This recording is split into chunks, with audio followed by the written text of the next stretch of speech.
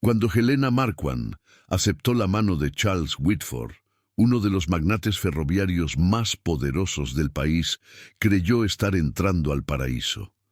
Las puertas de una mansión de mármol se abrieron para ella, pero se cerrarían como las rejas de una prisión, porque detrás de los modales impecables y las promesas de protección se ocultaba un hombre decidido a destruir su voluntad, palabra por palabra, silencio por silencio. Él no necesitaba cadenas para aprisionarla. Usó algo mucho más siniestro, su propia mente en contra de ella misma. Pero lo que Charles no imaginó fue que la mujer que intentó quebrar encontraría una fuerza que él jamás podría comprender. Si estás disfrutando esta historia, suscríbete al canal y déjanos un comentario diciéndonos desde dónde nos estás viendo. Tu apoyo significa mucho para nosotros. La bruma matinal se disolvía sobre la Quinta Avenida de Nueva York cuando Helena Ashford descendió del carruaje frente a la residencia Whitford. Era una mañana de abril y el aire traía el aroma de los jardines recién florecidos que bordeaban las mansiones de los nuevos ricos de América. A sus 23 años, Helena representaba todo lo que la sociedad neoyorquina valoraba en una joven dama: belleza serena, educación refinada y, sobre todo, un apellido respetable aunque empobrecido. Su vestido de muselina color lavanda susurraba con cada paso. Los guantes blancos cubrían manos que nunca habían conocido el trabajo duro, pero que pronto aprenderían el peso de la sumisión. Helena había sido criada en Boston por una familia que alguna vez tuvo fortuna, antes de que las malas inversiones de su padre la dejaran en una posición delicada, demasiado orgullosa para trabajar, demasiado pobre para elegir. Señorita Ashford, qué placer recibirla. La voz pertenecía a la señora Vandermeer, una matrona de la alta sociedad que había orquestado aquel encuentro con la precisión de un estratega militar. El señor Whitford la espera en el salón de música. Helena cruzó el vestíbulo de mármol italiano, sus ojos absorbiendo la opulencia que la rodeaba. Candelabros de cristal francés colgaban del techo como lágrimas congeladas. Pinturas de maestros europeos adornaban paredes forradas en seda damasco. Cada objeto proclamaba el mismo mensaje: aquí vivía un hombre que había conquistado el mundo. Charles Whitford la esperaba junto al piano de cola, con una copa de jerez en la mano. A sus 38 años era la personificación del éxito americano. Alto, de espaldas anchas, con cabellos castaños perfectamente peinados y bigote meticulosamente recortado. Sus ojos grises tenían el brillo del acero o del hielo. Señorita Ashford. Su voz era profunda, controlada, cada sílaba pronunciada con la precisión de quien está acostumbrado a ser obedecido. Es un honor que haya aceptado mi invitación. Durante las siguientes semanas, Charles cortejó a Helena con la misma eficiencia con la que construía imperios ferroviarios. Flores llegaban cada mañana a la modesta pensión donde ella residía. Invitaciones a la ópera, a cenas en los restaurantes más exclusivos, a paseos en carruaje por Central Park. Él hablaba de sus negocios con pasión contenida, de su visión de conectar el país con rieles de acero, de construir algo que perdurara más allá de su propia vida. Un hombre necesita una compañera que comprenda su misión, le dijo una tarde, mientras paseaban entre los rosales del parque.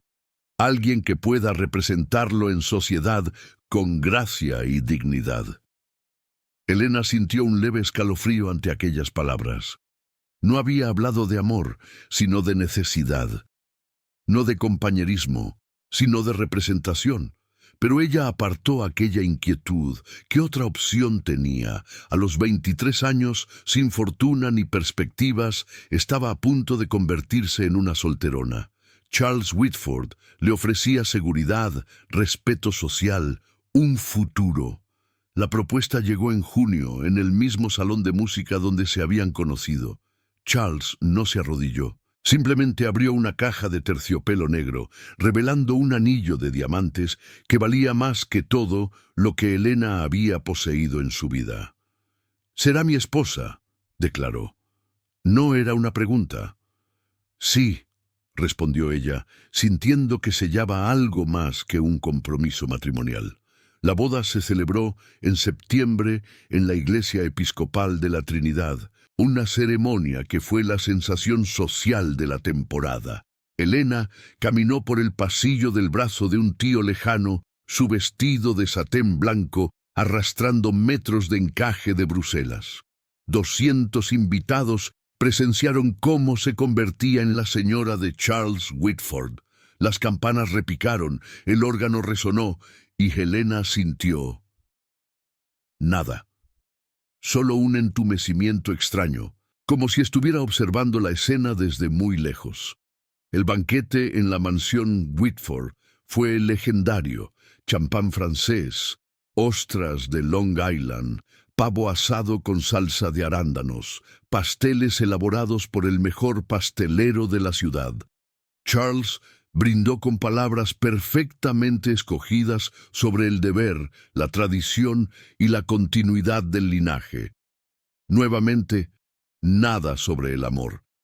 Esa noche, cuando los invitados se retiraron y Helena subió las escaleras hacia el dormitorio principal, algo cambió en la atmósfera de la casa. Las puertas que antes parecían acogedoras ahora se sentían como barreras. Los pasillos amplios se volvieron laberínticos. Y cuando Charles cerró la puerta de la alcoba detrás de ellos, Helena comprendió con claridad meridiana que había cruzado un umbral del cual no habría retorno fácil. «Ahora eres mía», susurró él, y en su voz no había ternura, sino posesión. Los primeros meses fueron una lenta revelación de horror. Charles era meticuloso en su crueldad. Nunca levantaba la voz, nunca alzaba la mano.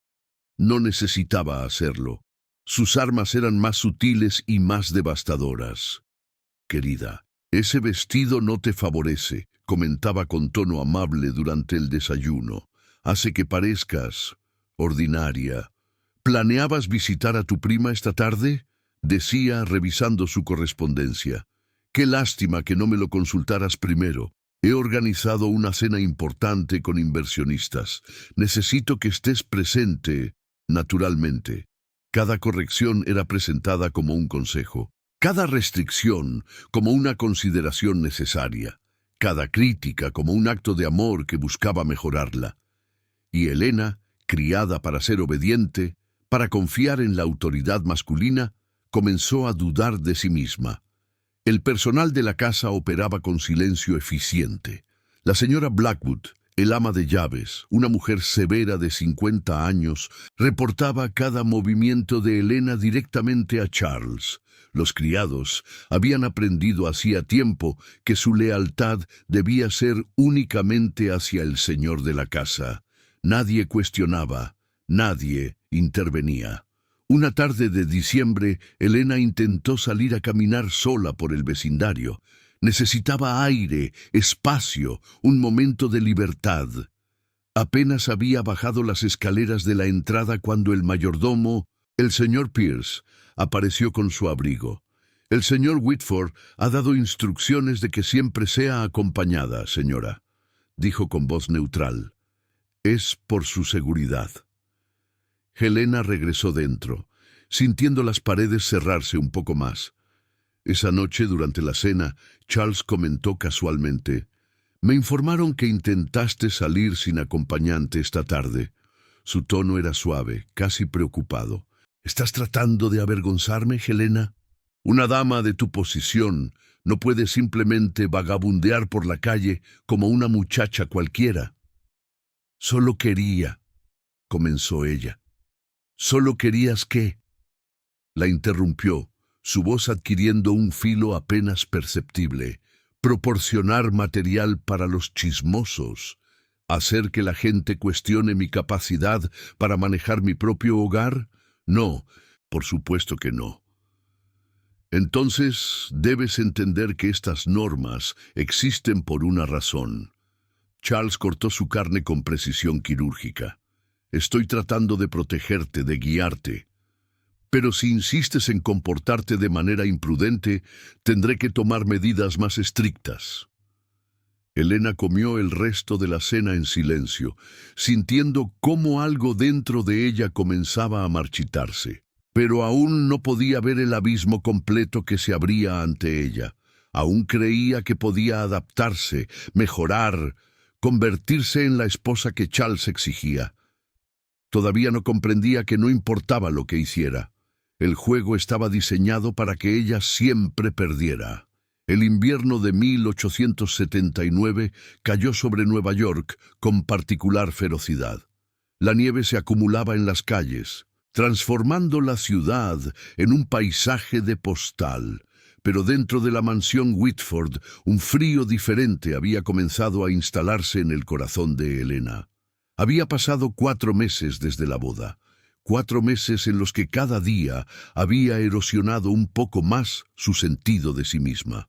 Charles había perfeccionado el arte de la manipulación hasta convertirlo en una ciencia. No dejaba marcas visibles, no profería amenazas explícitas. Simplemente iba desmontando, pieza por pieza, la estructura de la identidad de Elena. ¿Recuerdas que me prometiste que leerías este libro de economía doméstica?, preguntó él una mañana, señalando un volumen en su escritorio.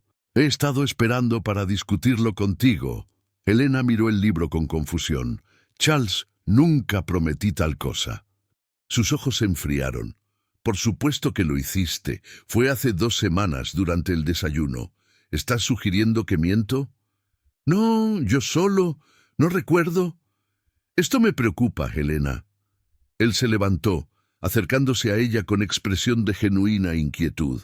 Tu memoria ha estado fallando últimamente. ¿No lo notas? El otro día olvidaste completamente que habíamos acordado cenar con los Astor. Tuve que disculparnos en el último momento. Fue tremendamente vergonzoso, pero nunca mencionaste. Lo mencioné 3 veces, insistió él, con paciencia exagerada. Quizás deberías descansar más. O tal vez deberíamos consultar con un médico. Mi abuela paterna sufrió de delirios en sus últimos años. Comenzó exactamente así, con pequeños olvidos. El terror se instaló en el pecho de Elena. ¿Y si tenía razón? ¿Y si realmente estaba perdiendo la cordura? Comenzó a dudar de cada recuerdo, de cada percepción. Cuando estaba segura de haber puesto un libro en cierto lugar y lo encontraba en otro, se preguntaba si no lo habría movido ella misma sin recordarlo. Cuando Charles negaba haber dicho algo que ella juraba haber escuchado, se preguntaba si sus oídos la estaban traicionando. Las visitas familiares fueron las primeras en ser eliminadas. Elena tenía una prima en Boston, Margaret, con quien había compartido la infancia. Sus cartas habían sido un hilo de conexión con su vida anterior. Pero un día, las cartas dejaron de llegar. ¿Ha llegado correspondencia de Margaret?, preguntó Elena al mayordomo. No, señora, no ha habido nada de Boston. Pasaron semanas. Finalmente, Elena tomó papel y pluma para escribir ella misma. Pero cuando fue a dejar la carta en la bandeja de correspondencia saliente, encontró otra carta allí. Una que no recordaba haber escrito. Estaba dirigida a Margaret, con su propia letra, pero las palabras eran extrañas, frías. Querida prima, lamento informarte que prefiero no mantener correspondencia contigo en el futuro. Mi nueva vida exige toda mi atención. Espero que lo comprendas. Helena la leyó con horror creciente. Yo escribí esto, susurró para sí misma. Más tarde descubriría que Charles había perfeccionado la imitación de su caligrafía, que interceptaba su correspondencia y respondía en su nombre, cortando sistemáticamente cada lazo que la unía al mundo exterior. Pero en ese momento simplemente dudó de su propia mente una vez más. Las cenas sociales eran campos minados de humillación. Charles invitaba regularmente a socios comerciales y sus esposas. Durante estos eventos, él se mostraba encantador con los invitados, atento y considerado. Pero con Elena era diferente.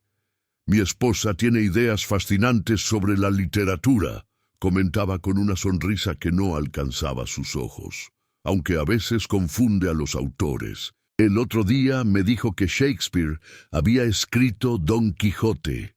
¿No es adorable? La mesa reía cortésmente.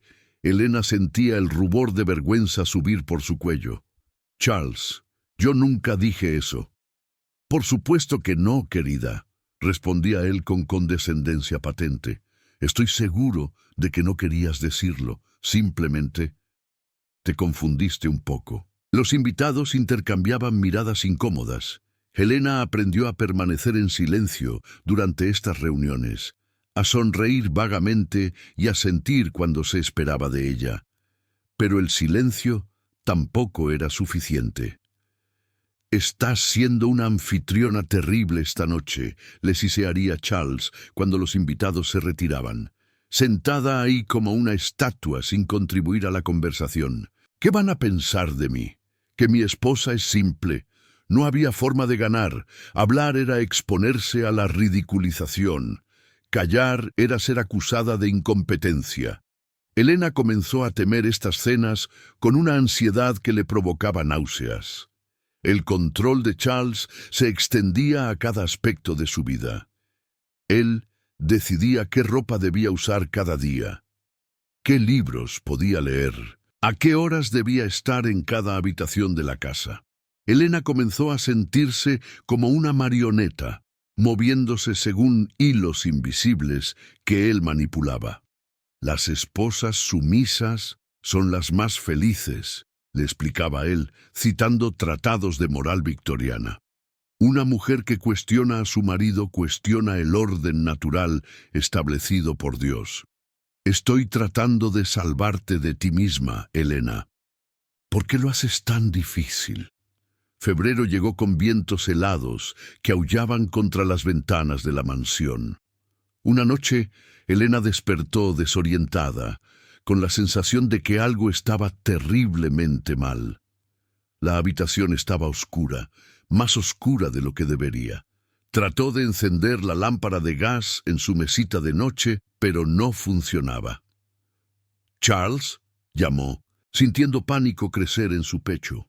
No hubo respuesta. Se levantó, tanteando en la oscuridad, buscando la puerta. Cuando finalmente la encontró y salió al pasillo, todas las lámparas de gas estaban apagadas. La casa entera estaba sumida en tinieblas. «¡Hay alguien aquí!», gritó su voz quebrándose. Entonces, como por arte de magia, las luces parpadearon y se encendieron. Charles estaba al pie de las escaleras, mirándola con expresión de preocupación. «Elena, ¿qué haces fuera de la cama?», preguntó. «Son las 3 de la mañana. Las luces, todas las luces estaban apagadas». Él miró a su alrededor con perplejidad. «Querida, las luces están perfectamente bien. ¿Has estado sonámbula otra vez?» «No estaba soñando», insistió ella. «Todo estaba oscuro. Elena». Él subió las escaleras, tomándola suavemente del brazo. «Creo que realmente necesitamos consultar con el doctor Pemberton. Estos episodios están empeorando». Lo que Helena no sabía era que Charles había manipulado las llaves de gas, que había orquestado cuidadosamente cada episodio para sembrar dudas sobre su estabilidad mental, que la casa entera era su laboratorio y ella, su experimento. El doctor Pemberton llegó una semana después, un hombre mayor con lentes de montura dorada y modales paternalistas. Charles había preparado el terreno meticulosamente. «Doctor, estoy muy preocupado por mi esposa», explicó con voz cargada de preocupación falsa. «Pérdidas de memoria, episodios de desorientación, cambios de humor repentinos. Viene de una familia con historial de inestabilidad mental». Esto era una mentira completa, pero Elena no tenía forma de contradecirlo sin parecer defensiva. y defensiva era exactamente lo que él quería que pareciera. El doctor la examinó brevemente, le hizo preguntas sobre su sueño y su apetito. Luego se retiró con Charles para una consulta privada. Helena esperó en el salón, sus manos temblando en su regazo. Cuando regresaron, el doctor tenía una expresión grave. «Señora Whitford, su esposo tiene razón en estar preocupado. Sus nervios están claramente alterados. Voy a recetarle un tónico calmante y debe descansar más, evitar excitaciones innecesarias». «Pero doctor, yo no». Ahora, la interrumpió con condescendencia. «Las mujeres de su edad son particularmente susceptibles a estas aflicciones nerviosas. Debe confiar en el juicio de su marido. Él solo quiere lo mejor para usted». Helena miró a Charles, que sostenía su mirada con una expresión de preocupación perfectamente fabricada. Y en ese momento, algo se rompió dentro de ella. No era su mente lo que estaba fracturándose, era su espíritu, lentamente siendo triturado bajo el peso de la manipulación sistemática. El tónico que el doctor recetó la dejaba atontada y somnolienta. Charles insistía en que lo tomara 3 veces al día. «Es por tu propio bien», repetía constantemente.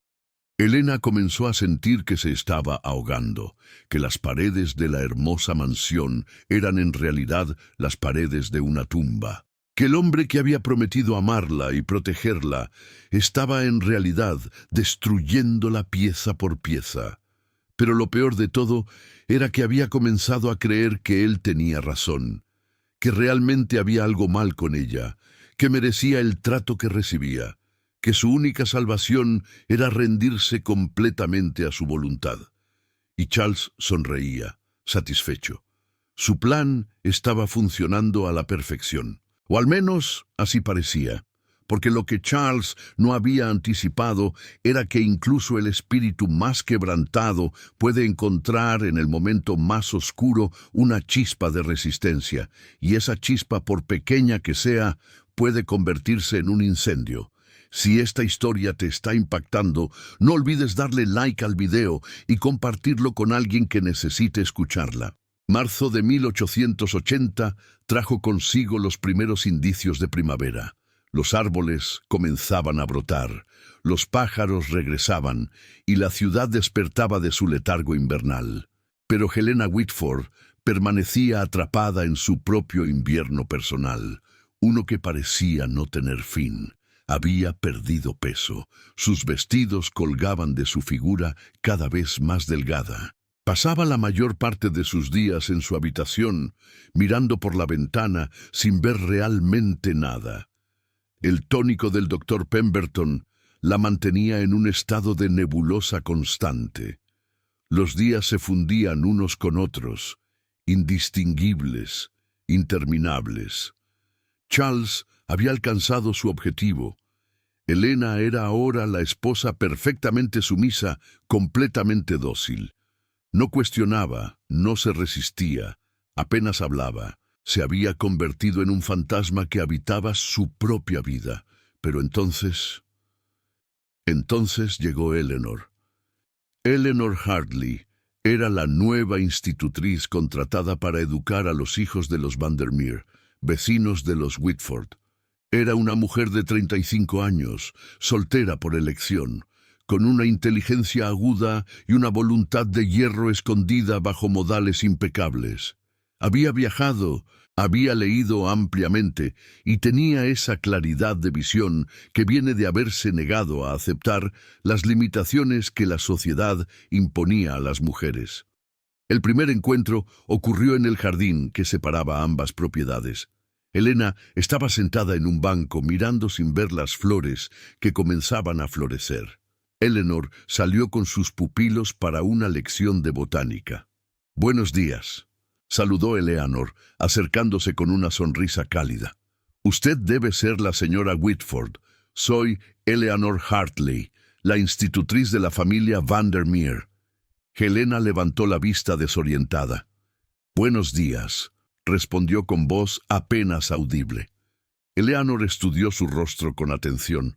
Había algo en esa joven mujer que le causó una punzada de reconocimiento. Había visto esa expresión antes, en otras mujeres atrapadas en matrimonios sofocantes. Esa mirada de animal enjaulado que ha olvidado que alguna vez supo volar. ¿Le gustan las flores?, preguntó Eleanor, sentándose en el banco sin esperar invitación. Yo encuentro que hay algo reconfortante en observar cómo vuelven cada año. No importa cuán duro sea el invierno, la primavera siempre regresa. Elena la miró con ojos que lentamente comenzaban a enfocarse. «¿Siempre?», preguntó con un hilo de voz. «Siempre», confirmó Eleanor con firmeza. «Es una ley de la naturaleza. Nada permanece congelado para siempre». Fue un momento breve. Los niños Vandermeer llamaron a Eleanor y ella tuvo que marcharse, pero algo había despertado en Elena. Una pequeña semilla de esperanza que había sido plantada sin que ella se diera cuenta completamente. Los encuentros en el jardín se volvieron regulares. Eleanor parecía tener un don para aparecer justo cuando Elena estaba allí. Conversaban de cosas simples al principio: el clima, los libros, los cambios en la ciudad. Pero gradualmente, las conversaciones se profundizaron. «¿Es feliz, señora Whitford?», preguntó Eleanor un día, con esa franqueza desconcertante que la caracterizaba. Elena se sobresaltó. Nadie le había hecho esa pregunta en meses. Nadie parecía importarle su felicidad. «Yo no sé si la felicidad es...» «¿Es qué?», presionó Eleanor gentilmente. ¿Es algo que las mujeres casadas deberían esperar? ¿O es algo que las esposas deben sacrificar? Las lágrimas brotaron de los ojos de Elena sin previo aviso. «No sé quién soy ya», susurró. «No sé si alguna vez lo supe». Eleanor tomó su mano. «Entonces debemos descubrirlo juntas». Ese fue el punto de inflexión. Eleanor se convirtió en el salvavidas de Elena, en su conexión con la realidad exterior. Le prestaba libros, no los tratados moralizantes que Charles aprobaba, sino novelas de las hermanas Brontë, ensayos de Mary Wollstonecraft, textos que hablaban de la autonomía femenina y la dignidad inherente de todas las personas.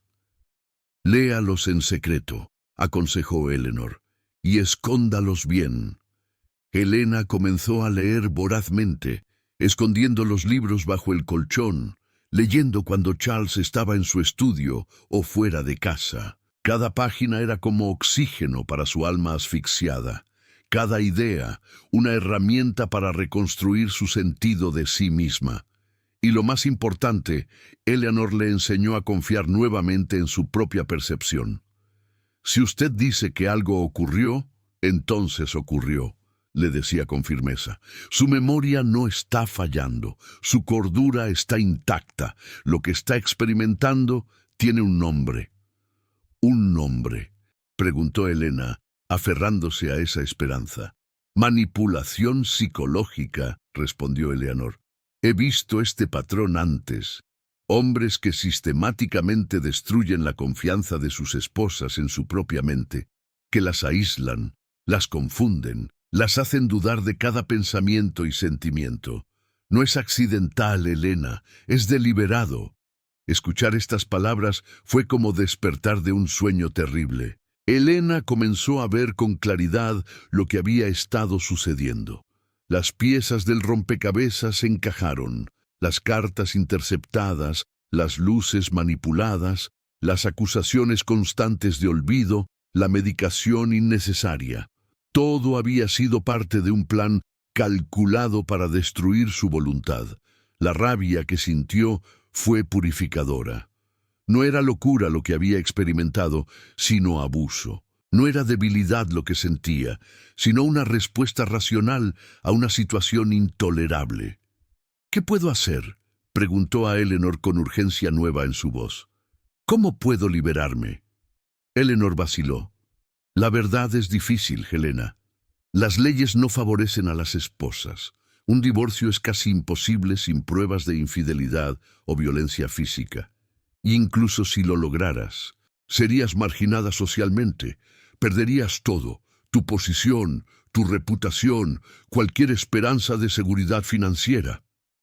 Entonces estoy atrapada, susurró Elena, sintiendo la desesperación amenazar con ahogarla nuevamente. No dije eso. Eleanor apretó su mano. Hay otras formas de poder, formas más sutiles, pero requieren paciencia, inteligencia y sobre todo una voluntad inquebrantable. ¿La tienes? Elena pensó en los meses de tortura psicológica. Pensó en la mujer que había sido antes de casarse, llena de esperanzas y sueños. Pensó en la mujer que podría ser si lograba escapar de la prisión que Charles había construido para ella. Sí, respondió con voz que se volvía más fuerte con cada palabra. La tengo. Eleanor sonrió. Entonces comencemos. El primer paso fue dejar de tomar el tónico. Elena comenzó a fingir que lo bebía, pero vertía el líquido en una maceta cuando nadie miraba. En cuestión de días, su mente comenzó a despejarse. Los pensamientos nebulosos se disiparon, revelando una claridad que no había experimentado en meses. El segundo paso fue comenzar a documentar. Eleanor le proporcionó un pequeño diario que Elena escondía en un hueco detrás de un panel suelto en su armario. Cada noche escribía lo que había sucedido ese día, las manipulaciones de Charles, sus contradicciones, sus mentiras. Crear este registro era importante por dos razones. Primero, le permitía validar sus propias experiencias. Segundo, podría servir como evidencia si alguna vez necesitaba demostrar el abuso psicológico que estaba sufriendo. El tercer paso fue más arriesgado, comenzar a establecer conexiones fuera de la casa. Eleanor la presentó discretamente a otras mujeres, viudas, solteronas, algunas esposas en situaciones similares. Se reunían en casa de la señora Vandermeer bajo el pretexto de un círculo de lectura. Charles no podía objetar sin parecer irrazonable. Después de todo, ¿qué había de peligroso en que un grupo de damas leyera poesía?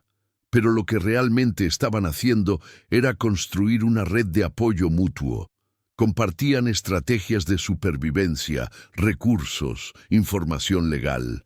Era un acto revolucionario disfrazado de pasatiempo respetable. Charles notó el cambio en Elena. Ella ya no era la criatura derrotada que había moldeado. Había una chispa en sus ojos que lo inquietaba. «Pareces diferente últimamente», comentó una noche durante la cena, estudiándola con sospecha apenas velada. ¿Diferente? Elena mantuvo su voz neutra, aunque su corazón latía aceleradamente, más alerta, más desafiante. Sus ojos se estrecharon. «¿Has estado tomando tu medicina?» Por supuesto, le mintió ella sin parpadear. Cada dosis, tal como el doctor ordenó. Él no parecía convencido. «Tal vez necesitamos aumentar la dosis. Haré que el doctor Pemberton vuelva a visitarnos». El pánico amenazó con dominarla, pero Elena había aprendido de Eleanor a mantener la calma bajo presión. «Como desees, Charles», respondió sumisamente. «Solo quiero mejorar». La sumisión aparente lo tranquilizó, temporalmente, pero Elena sabía que el tiempo se estaba acabando. Charles era inteligente. Eventualmente descubriría su engaño, y cuando lo hiciera, las consecuencias serían terribles. Tenía que actuar pronto. ¿Pero cómo?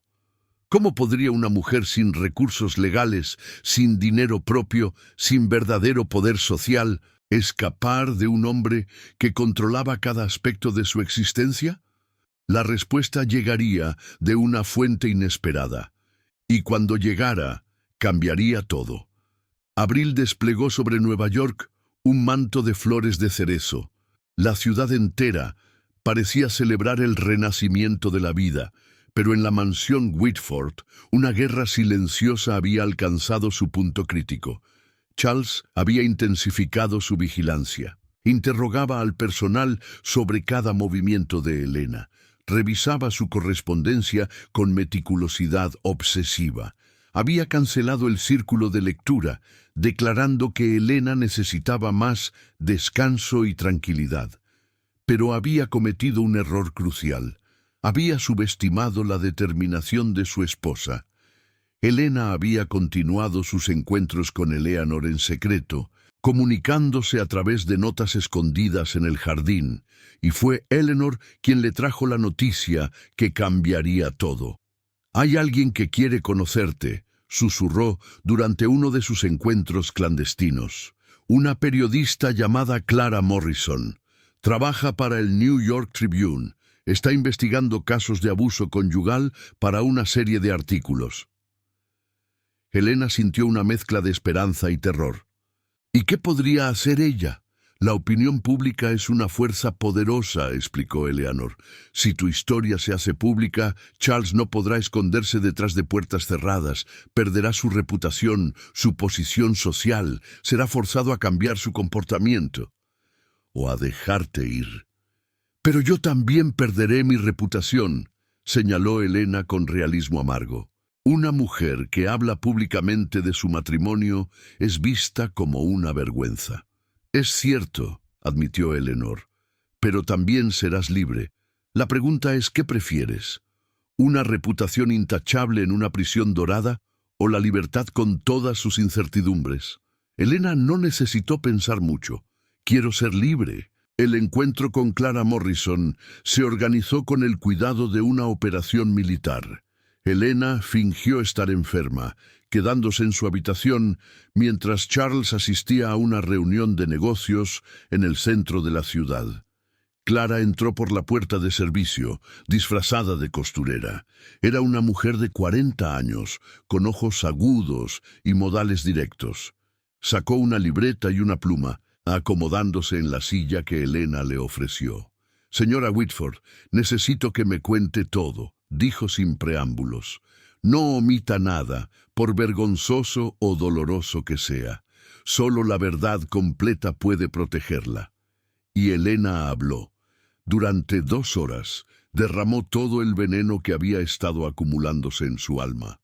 Habló de las manipulaciones, las mentiras, el aislamiento sistemático. Mostró su diario, con meses de documentación meticulosa. Describió cómo Charles había saboteado las luces de gas para hacerla creer que estaba perdiendo la cordura. Cómo había interceptado su correspondencia, falsificado su caligrafía, la había medicado innecesariamente. Clara escribía furiosamente, su expresión oscureciéndose con cada revelación. «Esto es monstruoso», murmuró finalmente. Y tristemente, no es único. He escuchado variaciones de esta historia docenas de veces, pero la suya es particularmente sistemática. Su esposo es un profesional del abuso psicológico. «¿Publicará mi historia?», preguntó Elena, su voz temblando ligeramente. «Lo haré», confirmó Clara, «pero debe entender las consecuencias. Una vez que esto se publique, no hay vuelta atrás. Su vida cambiará irrevocablemente. Habrá escándalo, habrá juicio social. Algunas personas la verán como una heroína, otras como una mujer impropia que traicionó la santidad del matrimonio. ¿Está preparada para eso?». Elena pensó en los meses de tortura. Pensó en la mujer que había sido, la que Charles había intentado destruir. Pensó en las otras mujeres que podrían estar sufriendo en silencio, creyendo que estaban solas. «Estoy preparada», respondió con firmeza. El artículo se publicó una semana después en primera plana del Tribune. Clara había escrito con compasión, pero también con claridad devastadora. No mencionaba nombres. Legalmente no podía hacerlo sin riesgo de demanda, pero había suficientes detalles para que cualquiera en su círculo social reconociera a los protagonistas. El horror detrás de las puertas doradas, como un magnate de Nueva York intenta enloquecer a su propia esposa. La reacción fue explosiva. La ciudad entera hablaba del artículo. Los salones de té bullían con especulaciones. Los periódicos rivales publicaron sus propios artículos sobre el tema del abuso conyugal. El escándalo se convirtió en el tema de conversación dominante en la alta sociedad neoyorquina. Charles llegó a casa ese día con el periódico arrugado en su puño. Su rostro estaba pálido de furia contenida. ¿Fuiste tú?, siseó, arrojando el periódico sobre la mesa. ¿Tú hablaste con esa periodista? Elena se puso de pie, enfrentándolo con una calma que no sabía que poseía. Ya no era la mujer quebrantada que él había moldeado, era alguien nuevo, alguien más fuerte. Sí, respondió simplemente. Por un momento pareció que Charles la golpearía. Su mano se alzó, temblando de rabia, pero se detuvo, porque ahora, con los ojos de la ciudad sobre ellos, cualquier acto de violencia física sería su ruina definitiva. «Me has destruido», dijo con voz áspera. «Mi reputación, mis negocios, mi posición social, todo destruido». «No», corrigió Elena con voz firme, «tú te destruiste a ti mismo. Yo solo me negué a ser destruida contigo». Los días siguientes fueron caóticos. Algunos miembros de la sociedad neoyorquina se pusieron del lado de Elena, expresando indignación por lo que había sufrido. Otros condenaron su falta de discreción y su traición a los votos matrimoniales. Los socios comerciales de Charles comenzaron a distanciarse, temerosos de la mancha en su propia reputación por asociación. Pero lo más significativo fue la avalancha de cartas que Elena comenzó a recibir. Cartas de otras mujeres, docenas de ellas, compartiendo sus propias historias de abuso y manipulación, agradeciéndole por tener el coraje de hablar, diciéndole que ya no se sentían solas. «Has iniciado algo importante», le dijo Eleanor cuando se encontraron en el jardín. «Algo que va más allá de tu propia situación». Elena leyó las cartas con lágrimas en los ojos. Cada una representaba un alma que había encontrado consuelo en saber que no estaba sola. Charles, por su parte, se encontró en una posición cada vez más precaria. Sus socios comerciales lo evitaban. Las invitaciones sociales cesaron. Su imperio ferroviario comenzó a tambalearse sin las conexiones sociales que lo habían sostenido. Una tarde irrumpió en el salón donde Elena estaba leyendo. Su rostro estaba demacrado, sus ojos inyectados en sangre. «Necesitas retractarte», exigió. «Publica una carta diciendo que mentiste, que estabas enferma y confundida». Elena cerró su libro lentamente. «No», respondió con calma. «Te lo ordeno». Su voz se quebró en algo parecido a la desesperación. «Soy tu esposo. Tienes que obedecerme». «Ya no», dijo Elena poniéndose de pie. «Ya no te debo obediencia. Ya no te debo nada. Rompiste nuestros votos matrimoniales mucho antes de que yo hablara con la prensa. Los rompiste cada vez que me mentiste, me manipulaste, trataste de destruir mi cordura. Tú creaste esta situación, Charles. Ahora debes vivir con las consecuencias». Él la miró con algo que podría haber sido dolor, o simplemente rabia ante la pérdida de control. «Te arrepentirás de esto», amenazó. «No lo creo», respondió Elena. «Por primera vez en mucho tiempo puedo respirar». En las semanas siguientes, Helena y Charles negociaron una separación legal. No era un divorcio. Eso seguía siendo prácticamente imposible. Pero Charles acordó proporcionarle una pensión y una residencia separada a cambio de que ella dejara de hablar públicamente sobre su matrimonio. Era un compromiso, no una victoria completa, pero era libertad. El día que Elena abandonó la mansión Whitford por última vez, se detuvo en el umbral y miró hacia atrás. Aquellas habitaciones opulentas que una vez le parecieron un palacio de cuento de hadas, ahora se revelaban por lo que realmente eran, una prisión dorada. Pero ella ya no era una prisionera, era libre, y aunque el precio había sido alto, Valía cada lágrima, cada momento de terror, cada instante de duda, porque ahora, finalmente, se pertenecía a sí misma. Mayo de 1880 llegó con cielos despejados y brisas perfumadas. Nueva York estaba en plena floración, y Helena Marquand, porque había retomado su apellido de soltera, estaba renaciendo junto con la ciudad. Su nueva residencia era modesta comparada con la mansión Whitford, una casa adosada de 3 pisos en un vecindario respetable pero no ostentoso. Las habitaciones eran luminosas, las ventanas estaban abiertas, y por primera vez en más de un año, Helena sentía que podía respirar sin restricciones. Eleanor se había mudado con ella, convirtiéndose no solo en su compañera de casa, sino en su más cercana confidente. Juntas habían transformado el espacio en algo más que un hogar. Era un refugio. «Llegaron más cartas hoy», anunció Eleanor, entrando al salón con un paquete considerable de correspondencia. «Deben ser al menos 20». Helena tomó las cartas con una mezcla de asombro y humildad. Habían pasado 2 meses desde la publicación del artículo, pero las cartas seguían llegando. Mujeres de todo el país escribían compartiendo sus propias historias, pidiendo consejo, expresando gratitud. «Deberíamos hacer algo más», dijo Helena, mirando las cartas con determinación creciente.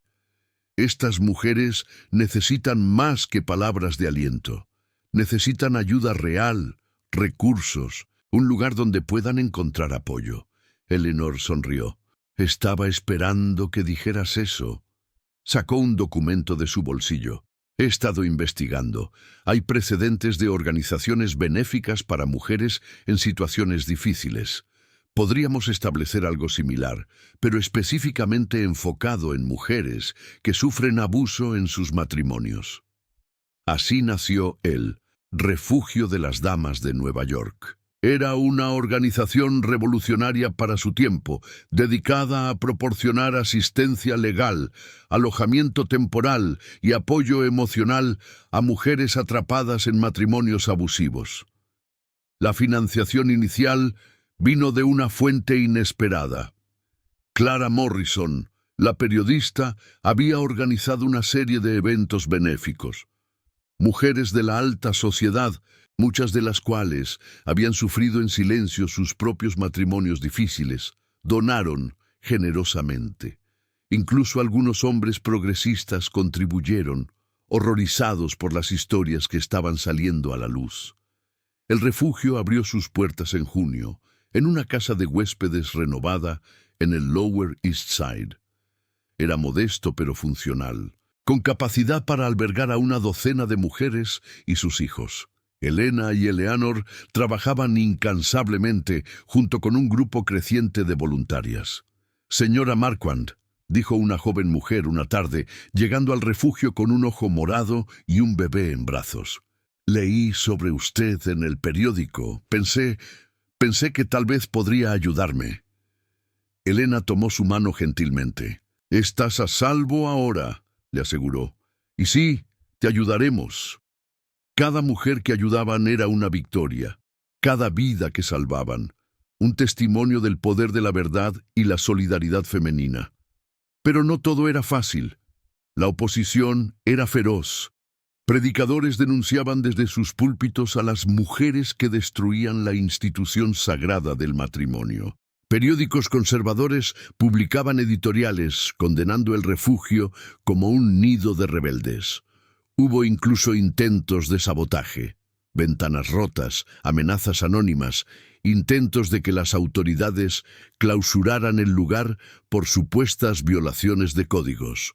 Pero Helena había aprendido a ser fuerte. Cada ataque solo fortalecía su resolución. «No nos detendrán», declaró en una reunión pública organizada para defender el refugio. «Durante demasiado tiempo, las mujeres hemos sido enseñadas a sufrir en silencio, a aceptar el abuso como parte de nuestro deber conyugal. Pero el matrimonio no debería ser una sentencia de muerte para el espíritu, y no descansaremos hasta que cada mujer sepa que tiene opciones, que tiene dignidad, que tiene derechos. El salón estalló en aplausos. La causa había ganado impulso. Mientras tanto, Charles Whitford había desaparecido de la escena social. Rumores circulaban de que había vendido la mansión y se había mudado a Chicago para intentar comenzar de nuevo. Algunos decían que había perdido la mayor parte de su fortuna en malas inversiones después del escándalo. Otros susurraban que había sufrido una crisis nerviosa. Elena sentía nada. No satisfacción por su caída, pero tampoco compasión, simplemente indiferencia. Él ya no tenía poder sobre ella, ni siquiera el poder de provocar emociones. Una tarde de agosto, mientras Elena trabajaba en el jardín del refugio, enseñando a las residentes a cultivar vegetales, recibió una visita inesperada. Era Margaret, su prima de Boston. No se habían visto desde antes de la boda. «Elena», dijo Margaret con lágrimas en los ojos, «leí lo que pasó. Y leí tus cartas. Las reales, no las falsificaciones que recibí. Oh, Helena, si hubiera sabido». Elena la abrazó. «No podías saber», la tranquilizó. «Él era muy hábil en su crueldad, pero ya pasó, sobreviví, y ahora estoy ayudando a otras a sobrevivir también». Margaret miró a su alrededor, viendo a las mujeres trabajando en el jardín, algunas riéndose, otras simplemente disfrutando del sol en sus rostros. «Has creado algo hermoso aquí», dijo con admiración. «Hemos creado algo necesario», corrigió Elena, «y es solo el comienzo». En septiembre, el refugio de las damas había expandido sus operaciones. Ahora ofrecían clases de alfabetización, capacitación vocacional para que las mujeres pudieran mantenerse a sí mismas y asesoramiento legal gratuito. Habían ayudado a más de 50 mujeres a escapar de situaciones abusivas. Una noche, mientras Elena y Eleanor revisaban las cuentas del refugio, Eleanor comentó: «¿Sabes? Cuando te conocí en ese jardín hace meses, pensé que eras una de las mujeres más derrotadas que había visto jamás. Mirarte ahora. Eres una fuerza de la naturaleza». Elena sonrió. «No soy diferente de cualquiera de las mujeres que ayudamos», respondió. «Todas tenemos esa fuerza dentro de nosotras. A veces solo necesitamos que alguien nos recuerde que está ahí». «Eso es exactamente lo que haces», dijo Eleanor. «Recuerdas a las mujeres quiénes son realmente, quiénes pueden ser». A medida que el año 1880 llegaba a su fin, Elena reflexionaba sobre su viaje. Había perdido mucho. Su posición social, la seguridad financiera que su matrimonio había prometido, la ilusión de que el mundo era justo y seguro. Pero había ganado mucho más. Había ganado su libertad, su autoestima, su propósito. Había ganado amistades verdaderas, basadas en respeto mutuo en lugar de obligación social. Había ganado la satisfacción de saber que su dolor no había sido en vano, que estaba usando su experiencia para ayudar a otras. Y lo más importante, había recuperado algo que Charles había intentado arrebatarle: su voz. En Nochebuena, el refugio organizó una cena para todas las residentes y voluntarias. La mesa era simple, pero abundante, llena de comida preparada colectivamente. Las mujeres se reunieron, algunas con sus hijos, compartiendo historias y risas. Elena miró alrededor de la mesa y sintió una oleada de emoción. Estas mujeres, cada una con sus propias cicatrices y triunfos, eran su verdadera familia ahora. «Me gustaría hacer un brindis», dijo, levantando su copa de sidra, «por las mujeres que se negaron a ser silenciadas, por las que encontraron el coraje de escapar, por las que están construyendo vidas nuevas de las cenizas de las antiguas, y por el futuro, cuando ninguna mujer tenga que sufrir lo que nosotras sufrimos. Por el futuro», resonó el coro de voces femeninas. Y Elena supo, en ese momento, que había escrito su propio final después de todo. No el final que Charles había planeado para ella, un final de sumisión y silencio, sino un final de victoria y voz. Su historia no terminaba en desesperación, sino en esperanza, y esa era la mayor venganza de todas. 2 años después, primavera de 1882, el refugio de las damas de Nueva York se había expandido a 3 ubicaciones en toda la ciudad. Organizaciones similares habían comenzado a surgir en Boston, Filadelfia y San Francisco, inspiradas por el modelo de Elena. El movimiento por los derechos de las mujeres había ganado impulso, y las voces que pedían reformas legales para proteger a las esposas del abuso se volvían más fuertes cada día. Elena caminaba por Central Park en una brillante mañana de abril, su brazo entrelazado con el de Eleanor. A sus 31 años había encontrado una paz que nunca había imaginado posible. Sus cabellos castaños tenían algunas hebras plateadas prematuras, marcas del estrés que había soportado, pero sus ojos café brillaban con una luz que había estado ausente durante tanto tiempo. «Recibimos una carta del gobernador esta mañana», comentó Eleanor. «Quiere reunirse contigo para discutir posibles reformas legislativas». Elena sonrió. «El mundo está cambiando, Eleanor. Lentamente, pero está cambiando». «Gracias a mujeres como tú», respondió Eleanor. «Gracias a mujeres como nosotras», corrigió Elena. «Ninguna de nosotras podría haberlo hecho sola». Habían escuchado noticias de Charles solo ocasionalmente. Había intentado reconstruir su imperio en Chicago, pero nunca recuperó la prominencia que una vez tuvo. El escándalo lo había seguido, y aunque había encontrado cierto éxito en los negocios, nunca volvió a casarse. Algunos decían que vivía solo en una casa modesta, un hombre amargado y solitario. Elena no sentía triunfo por eso, pero tampoco lástima. Simplemente aceptación. Él había hecho sus elecciones y ella había hecho las suyas. ¿Alguna vez te arrepientes?, preguntó Eleanor de repente. ¿De haber hablado públicamente de todo lo que perdiste? Elena consideró la pregunta cuidadosamente. «Perdí una vida de comodidad material y respetabilidad superficial», respondió. «Pero gané mi alma. Gané mi libertad para pensar, sentir, actuar según mi propia voluntad. Gané un propósito que va más allá de simplemente existir. No, Eleanor, no me arrepiento de nada». Se sentaron en un banco cerca del lago, observando a las familias paseando, a los niños jugando. La vida continuaba en toda su complejidad y belleza. «¿Y el amor?», preguntó Eleanor suavemente. «¿Alguna vez deseas...?» Elena sonrió y apretó la mano de su amiga. «He aprendido que el amor toma muchas formas», dijo. «El amor que comparto contigo, con las mujeres del refugio, con esta causa, es más real y satisfactorio que cualquier romance que pudiera haber imaginado en mi juventud. Soy amada y amo. ¿Qué más podría pedir?». Eleanor sonrió, sus ojos brillando con emoción. «Eres extraordinaria, Elena Marchand». «No», respondió Elena, «soy ordinaria. Simplemente me negué a aceptar lo extraordinario como mi destino, y descubrí que esa negativa era el acto más poderoso de todos». Mientras el sol ascendía más alto en el cielo, las dos mujeres se levantaron y continuaron su caminata.